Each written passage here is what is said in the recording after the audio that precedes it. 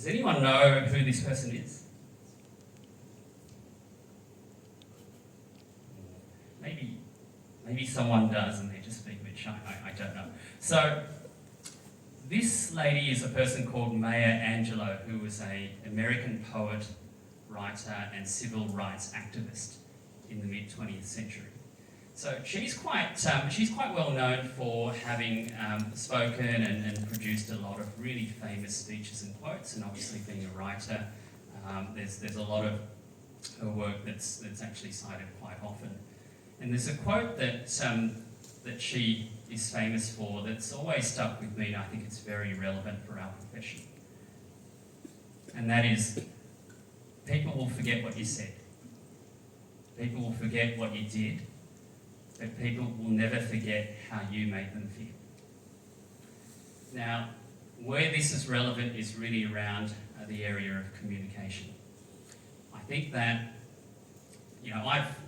I've been lucky to have worked in a lot of veterinary hospitals in my career, and I think every single vet hospital that I've worked in, I found that the overwhelming majority of client complaints has actually come from communication breakdown, a perceived lack of care, a perceived lack of empathy, a perceived lack of compassion, rather than the actual patient outcome.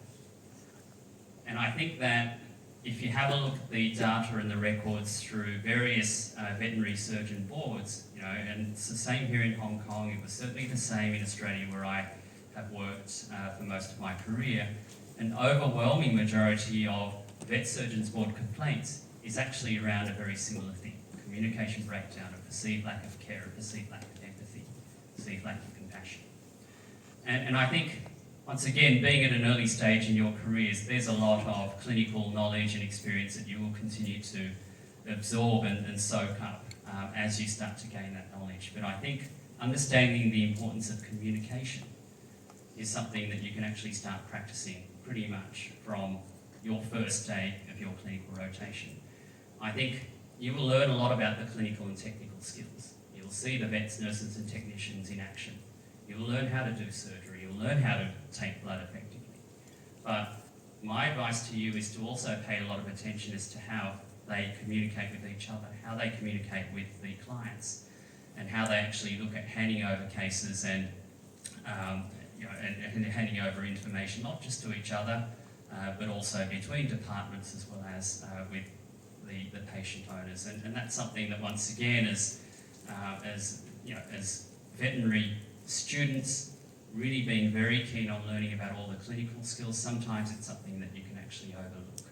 And if you can start to understand the importance and the emphasis on communication, then I think that you're going to be very well set up for professional veterinary work. So that's all I had to say. I think that some of those insights I continue to use in my everyday work, and it does feel like a lot of those things will just continue to repeat. And I just want to say congratulations, and I can honestly say that you are at probably the most exciting phase of not only your veterinary studies but in your whole career. I think it's a time where you can go into environments and you can learn, you can ask questions, and usually people will have the answers. And I think that there's an appreciation and understanding for the journey that you've undertaken. And I think it's, the next 2 to 3 years will provide great excitement. And as Professor Vaz and Professor Flay said, you're also very lucky to be part of a very small but intimate community of veterinarians here in Hong Kong, but also around the world. I think there's always an affinity that vets have for fellow vets.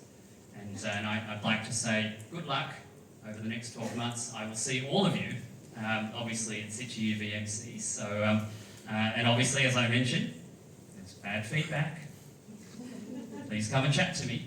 But yeah, look forward to working with you and seeing how you develop beyond the final year and into your veterinary careers. Thank you.